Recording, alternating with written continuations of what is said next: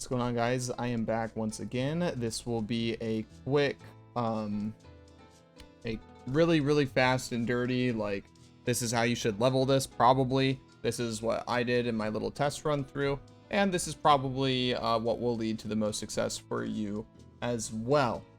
For the Vaal Reap Ascendant, if you decide to go on League Start with this, once again, if you decide to League Start something new, this build will not, this build will definitely be good because it was something that was already like decent beforehand and it only got massively buffed. However, there are tons of really like, you know, tried, tested, meta League starters that have been around forever.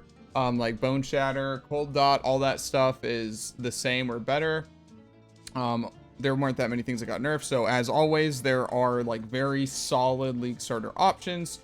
You are making a conscious decision to do something that will have some unknown factors. With PSA out of the way, which I may be League starting this as well, but very fast and loose leveling tree with checkpoints, as well as a quick skill gym run over, and there's no items or anything on the tree. There's only one thing of notes here, and I put the Phys weapon vendor recipe in here just to help if you forget it.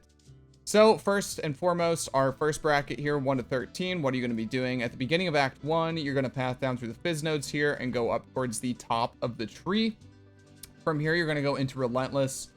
This will give you just a bunch of damage early on, in your first few nodes are mostly going to be a lot of life. Thanks to that dude who just followed me on Twitch. Let me just mute that real quick. You also get a flat 50 armor, which is actually really good in Act 1. That's a decent chunk of damage. Now, here's one thing to note. This new life mastery here, skills cost life instead of 30% of mana cost. This will help you with mana early on, and this will also let you benefit from the Phys mastery of 40% increased damage with skills that cost life. This is a huge damage increase. Though, if this feels like you're chunking yourself too hard or whatever, you can always unclick this. Just make sure that you don't click this either, because you don't need this until you swap over to a skill that costs life. From here, we will move on to the next little bracket here. Do keep in mind, though, that this mastery gives you no damage if you don't have this one clicked or have something linked with life tap. So after that, you're going to grab Veteran Soldier, get this Phys dot multi and some free flat life. Then you're going to take the long voyage over to the left here and just rush Vanquisher. This is a bunch more Phys damage with a little bit of Phys dot multi. And into Hardy. This is a super strong node, and the new Recovery Mastery for or regen 50 life per second, just flat. This is insane. This is like a very high level vitality that you just get for free with no reservation or anything, and it's on all the time. Very strong, especially considering this build will be spending a lot of your own life. So this is up to level 28. This is going to be around the time that you're going to swap off. So level 1 to 12, you'll use Splitting Steel, and then from 12 to 24 or 28, when you decide to swap, you will be using Spectral Helix. A lot of these nodes are going to double dip with Spectral Helix. So Splitting Steel is a Phys skill, so you're going to be using Phys damage, which is why these nodes are beneficial. And then Spectral Helix, another Phys skill, and you're going to be using Chance to Bleed and whatnot, so the Phys dot multi is not wasted either. So that's 13 to 28. And then from 28 to 44, you'll notice that you go a little bit more on the tree here, grab some life, grab a life mastery for 15% increased maximum life if there's no life mods on body armor. Now, if there are life mods on the body armor that you're using at the time, you can just take the flat 50 life instead. The 15% should just be a little bit more beneficial. And then over here on the other side of the tree, you're going to grab Dynamo. This is probably going to be one of the things you want to grab first if you're okay on life. You know, about like 800-ish life heading into Act 4 is normally where I'm around roughly, especially in a League Start situation, 800 and 900 HP heading into Act 4. So if you're good on life, then you can go for a Dynamo first and go for stuff on the right side. If you are not good on life, then grab these first. But basically, Dynamo, this guard skills have increased duration. This is basically increased duration support on your guard skill for free, which is really nice. But the reason we take it is for the new mana mastery, which gives you global mana reservation. This is really important for the Spellslinger setup, which is what you're going to be using to level efficiently, since the Phys skills have like a pretty low cast speed baseline, or pretty, yeah, like a pretty slow cast speed baseline, I guess I should say. And then after that, you're just pathing over to the right here. Whoopsies. You're pathing over to the right here. Sentinel is a really good node because it's 10% all res. If you do need a few resistances here to top yourself off, you can always take some of these nodes. It's 18% per passive point. And then you're pathing into exceptional performance with the duration mastery. This is just going to make your reap and your exsanguinate last longer, so it'll feel more comfortable damage wise. Finally, your first lab will be done here too. Your first lab is a Scion, as we all know, is pain. You don't really get anything. You get some dex, which is cool, I guess, and then you get 1 passive point. Congratulations. So on the next bracket, this is 44 to 59. You are going to be doing a few things, and again, this depends on what you want to go for first. Just, you know, use your head. What do you think you need? What do you think you want? Cannibalistic Rite, this is going to drastically reduce the life cost on your skills, as well as giving you life recovery on kill if you've spent life recently. So this will be giving you a lot of just life back as you're running through the zones. You can even take this before you grab the duration mastery here at the previous bracket if you so want to. You know, these are not super rigid trees. You have a little bit of flexibility in what you take when. And then you get another life mastery. That's one of the biggest reasons that this node is really good, because you don't get a life mastery over here. So you get that life mastery. So whatever one you didn't grab here, you will be able to grab here. Again, if you still are using a chess piece that does have life, then just don't take this and you get a free passive point. Anyway, you will path over Profane Chemistry. This is just more life nodes and a little buff to your life flasks, up through reflexes and over into the charge mastery for overcharge. Now, this is where you're going to start getting your endurance charges and your frenzy charges before you do your second lab, though you will have your second lab done at the end of this tree. But the duration is still good. All of this is still good because even though you're taking Raider in second lab, you are going to struggle to upkeep frenzy charges if you're not using frenzy, though you probably should be using frenzy. A lot of this depends on when you swap to the self-cast setup. If you are on the self-cast setup, then you definitely want to get this ASAP, because this will be mandatory for frenzies. If you're not, though, and you're still using frenzy to proc Spellslinger, then this becomes a little bit less important because you will have basically 100% uptime on frenzy charges anyway. And that's important because this is where your onslaught's coming from. The one big pain champ for leveling this tree is you just really, since they're removing the onslaught gem, you just don't get onslaught for quite a while, honestly. No onslaught till Act 7 is pretty pain, but the nearest onslaught nodes are really far away, like something like Graceful Assault. After that, you'd path into Charisma. This is just a bunch more mana reservation efficiency. This is big, whether you are self-cast or whether you're spell slinging, and when you decide to swap. And the Reservation Mastery with 8% increased damage for each of the auras affecting you. Finally, third lab into early maps. This is 59 to around 78. The tree might be, no, it's 78. Okay. So after that, you can see everything over here stays the same. I did at some point grab Iron Will. It might have been in the second lab one. Nope, it's the third lab one. You can grab this kind of whenever you feel like it. Like earlier when I said you save 1 passive point if you don't have a chess piece without life on it yet, well, there you go. You can get some damage or whatever. Whatever suits your fancy, really. Anyway, what you're going to be doing after you grab this stuff over here and your last little checkpoint here is shoring up the left side of the tree. Probably what I would go for first is Champion of the Cause and get some reservation efficiency to be able to fit more supports in, depending on how you're doing on sockets. For Spellslinger, if you haven't swapped yet, if you have swapped to self-cast, this is what's going to allow you to start running more auras to get more damage. Bloodless is life. Solar Steel and Prismatic Skin, these are really, really strong nodes. This is a bunch of armor and all res, with the Mastery giving +1 max res, and then Prismatic Skin is a bunch of max res. And finally, up towards Warrior's Blood, part of the Warrior and Born to Fight. This is a bunch of damage, life, and life regen all wrapped up into one. So this is like the very, I just got into maps passive tree, or roughly the level you'd be at. And you can keep this tree more or less until, you know, you decide to change it, really, because what a lot of passives go to in the final build is this cluster jewel setup down here. So until you have cluster jewels, you do have a lot of wiggle room. If you decide you don't want to go for Vanquisher, you can always link the tree up down here and save a ton of passive points here. Now we're all the way down to a level 69 tree. and then you can take more jewel sockets. You can take a little bit more life if you want. You can go for Golem's Blood early, which is more life. You can also path more aggressively up on this side of the tree without a cluster jewel setup, because you can get entropy here for a bunch of damage. This is Phys damage. This is damage over time and skill effect duration. You have Blood Siphon here for more life. And then the left side over by the Shadow Star is also more damage. So you could path this way instead until you get your cluster jewel set up, and that's how you would run it on Leech Start.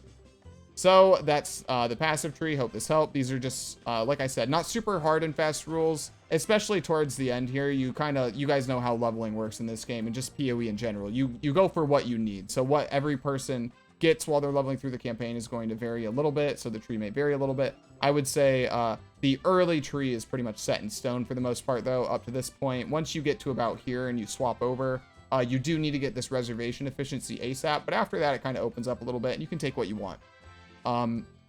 That being said, if you vary, you know, you like vary wildly from this and do something completely different, don't come complaining to me if something feels wonky, okay?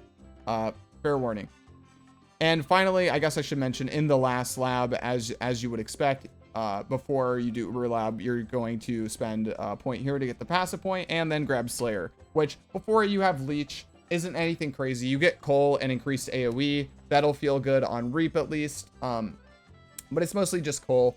That being said, there's not really that much different. Like, some people are like, well, what if you go Glad before you get Duelist, Slayer rather? Like, you could. It's like a very, very minor damage difference though, because Glad gets that 20% more Phys damage, but you don't benefit from anything else on this node list. So when you compare that against Colding Strike, it's just a little bit more damage. It's not even worth the regrets on League Start, in my opinion. And you don't get the AoE. And as always, like I said in some of the comments on the last video, there's a bunch of different ways to get Life Leech early. It drops in Delve. You can get it on Influence Amulets. You get it on your gloves with the Eldritch Implicit. But also, the easiest way that you can get it day one, even while leveling, is Lab Enchants on Boots. So starting at Cruel Lab, you can start to enchant your boots, and it is a fairly common enchant. It is, because boot enchants aren't like hard to get. They're not hard to farm at all. But you get 3 chances while running through the campaign to actually get this, including your first Uber Lab, where you need to be doing this anyway. So you get 3 chances doing mandatory activities like in an SSF environment before you even have to worry about like buying it. If you're in trade, you would be able to buy this super fast, even on day 1. So you don't need to worry about this too much. This is mostly for SSF players. But you have Life Leech if you've killed recently. That's really, really good for this build, because that will just immediately give you Overleech from your boots alone. And it's not a small amount either. It's like 1 to 2%, which is a ton, considering like late game on your gloves, you're going to have 0.3 to 0.5%. And this will give you 1 to 2%, which even when you don't have any Leech nodes taken yet, it will still be a noticeable, a very, very noticeable boost, and will feel super comfortable. But obviously, once you get Leech, you're going to want to start pathing these Leech Masteries, because the sooner you can get your Leech Masteries and all of your life regen nodes, you'll be able to start running RF, which will be a huge damage boost for you. All right, moving on over to the leveling setup. So like I said, 1 to 12, you're going to be using Splitting Steel. Now, I do have a utility section at the bottom. These are things that you're going to fit in and try to keep mind of whenever you have the sockets for it. So basically, Steel Skin on left click and early axe. This also has a bunch of synergy, like I said before, with Dynamo. Steel Skin is really, really good early on when you don't have a lot of armor, and it also has that reduced damage from bleed, which can be dangerous early on when you are using like outdated Life Flask and don't have bleed removal. It will be less dangerous on this build because you'll have a bunch of regen, but it's still really helpful. You just put it on left click if you have an open red socket, run through axe, and you'll get a bunch of extra damage reduction from it.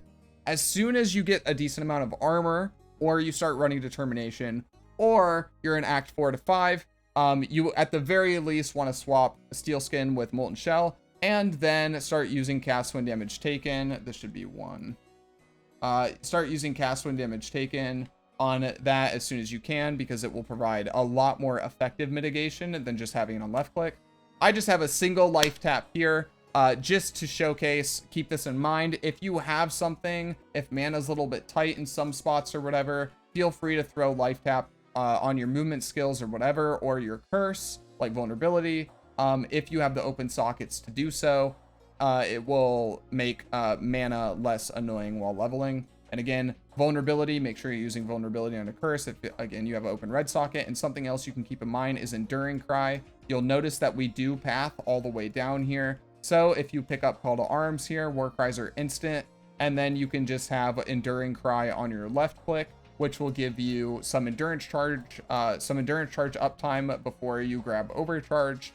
And it will also give you bursts of life regen, which is nice. So something to keep in mind, not mandatory, but you can take it if you want. These are all the utility tabs.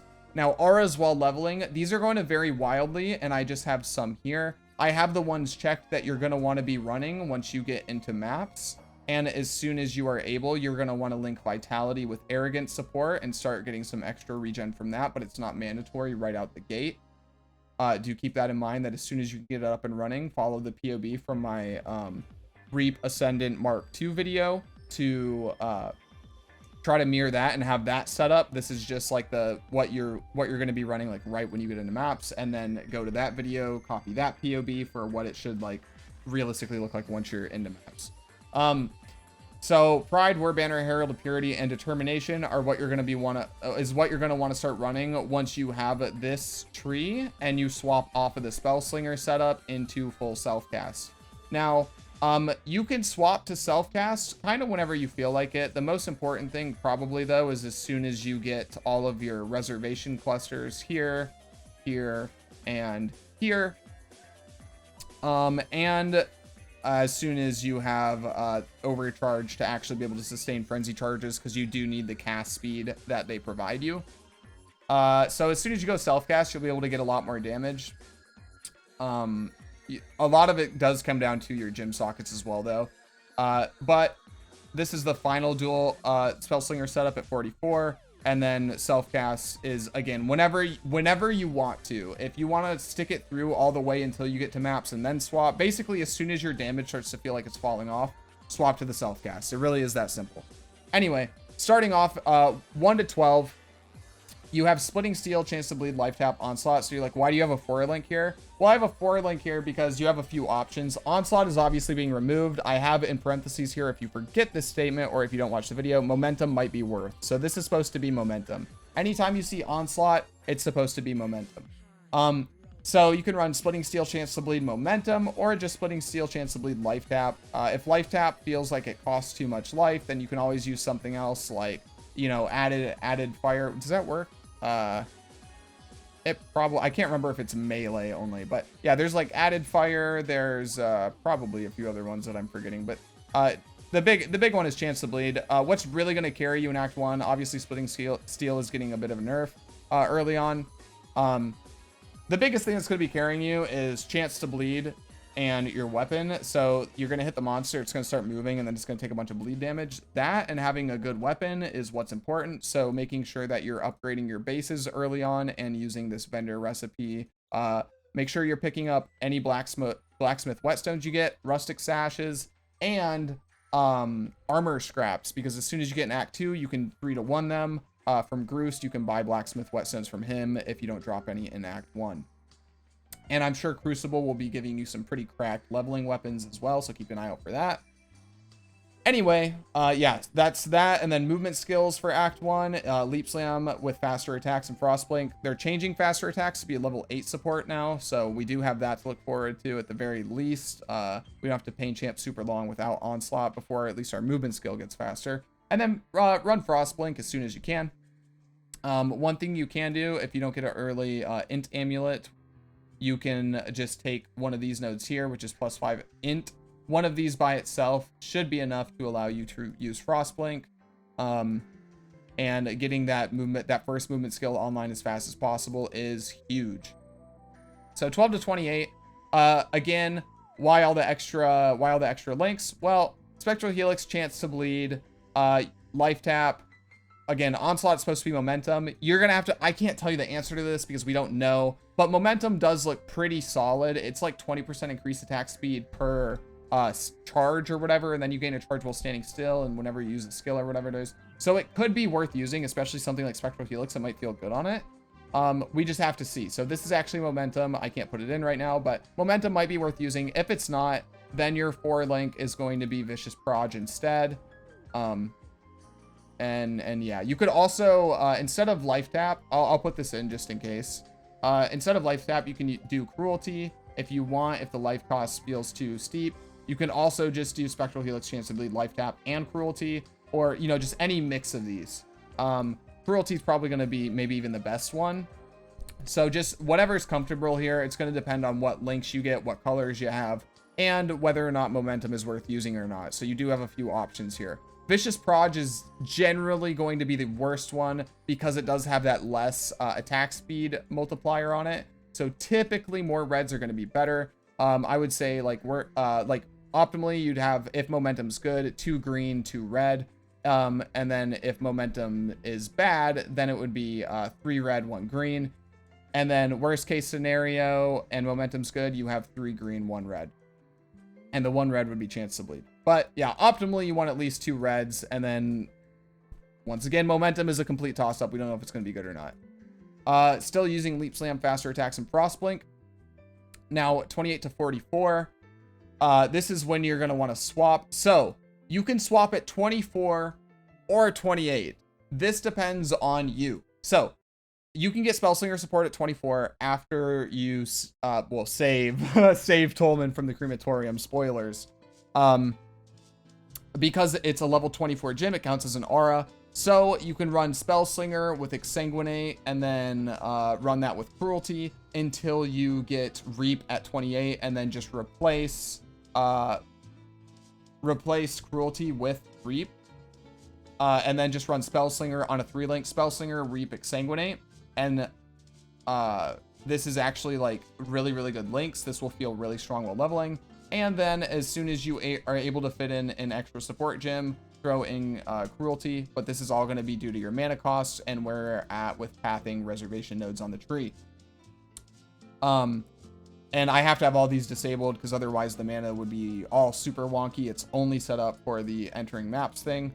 So you're going to have to balance auras with your Spellslinger reservation while leveling. This is why I said, like, just try to keep in mind what you want. This is what you want by the time you're entering maps. But early on, basically, you're going to want to be using Vitality like in Act 1. Once you swap to Spellslinger setup and you have Party taken, then Vitality is less important because you're going to be just regenning so much life. Like you have like a level 12 Vitality for free or something.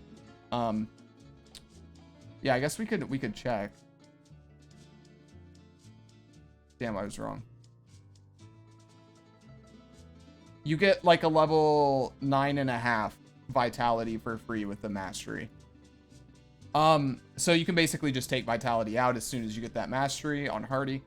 Anyway, War Banner, first and foremost, early on, just because it's a 10% reservation, so it's really likely you're always going to be able to fit this in.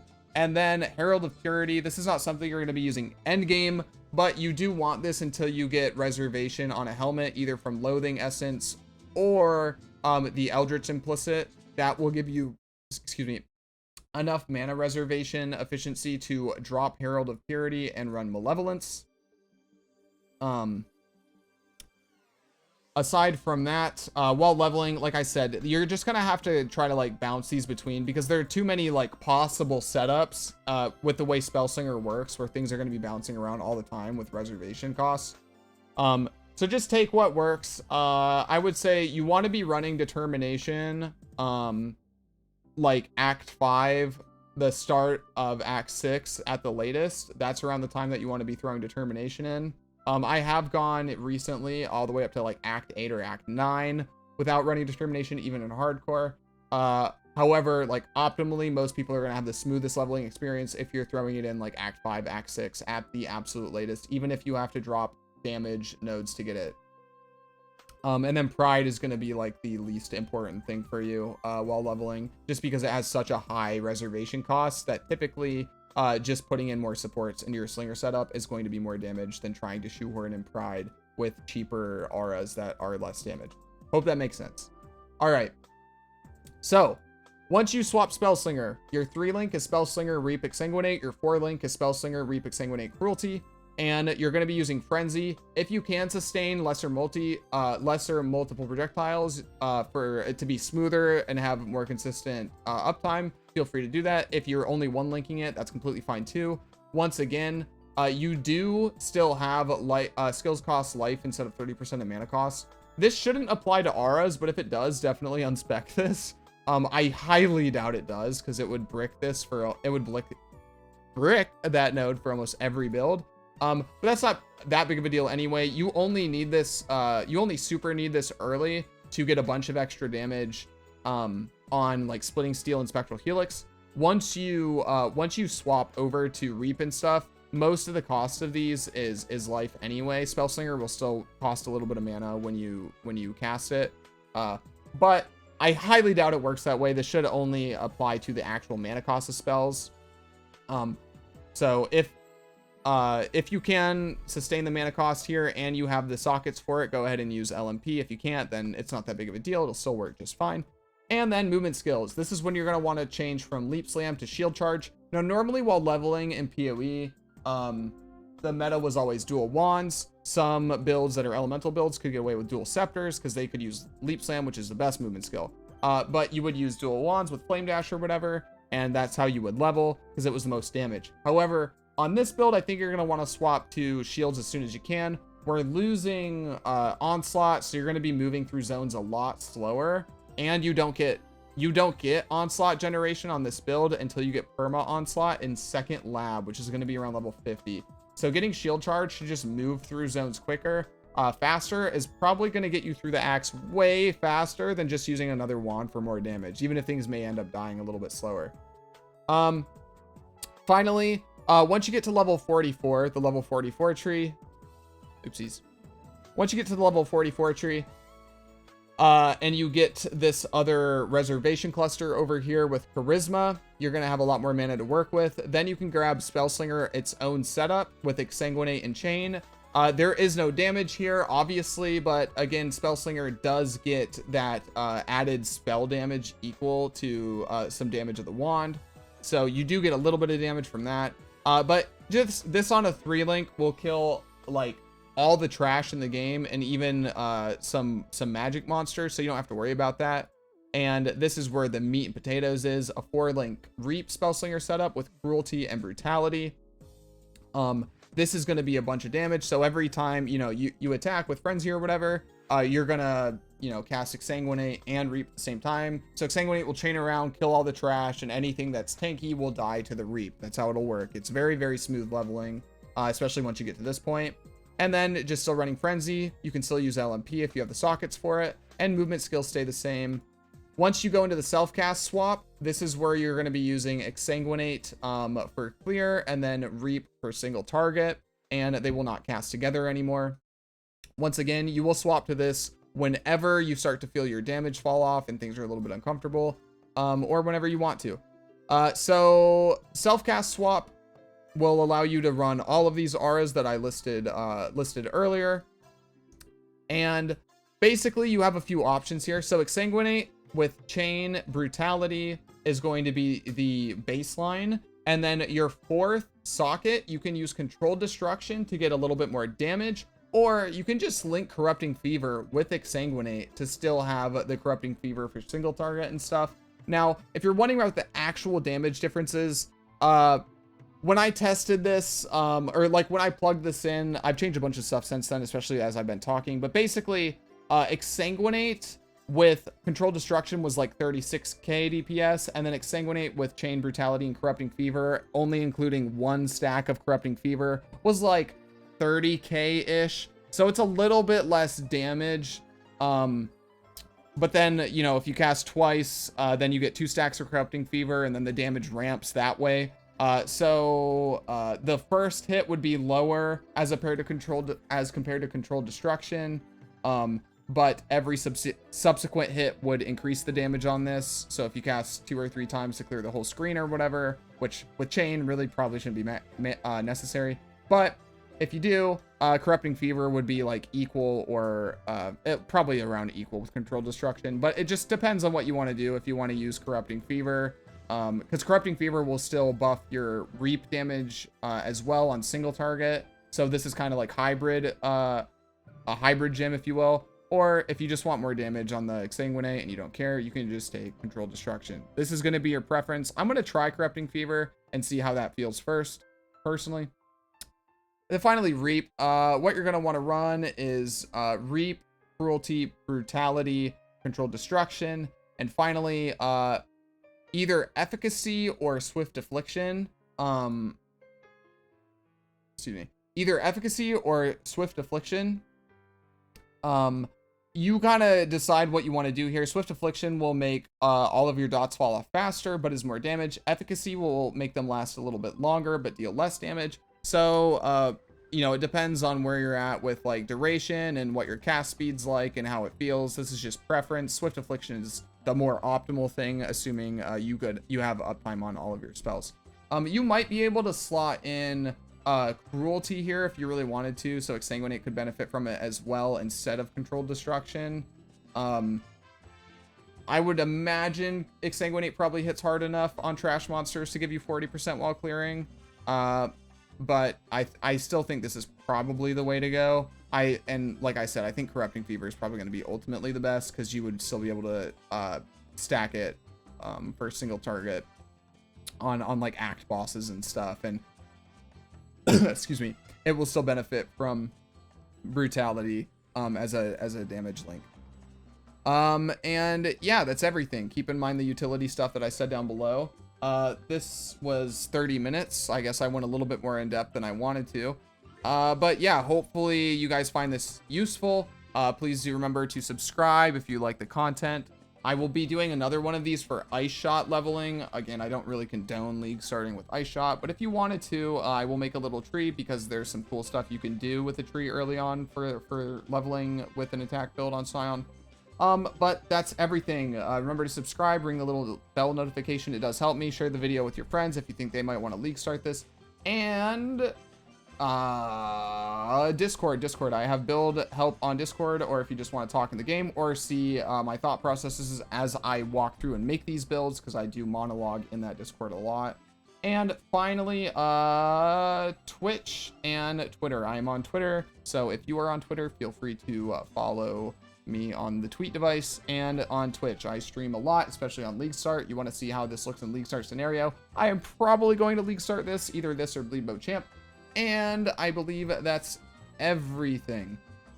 YouTube, Twitch, Discord, Twitter, in that order.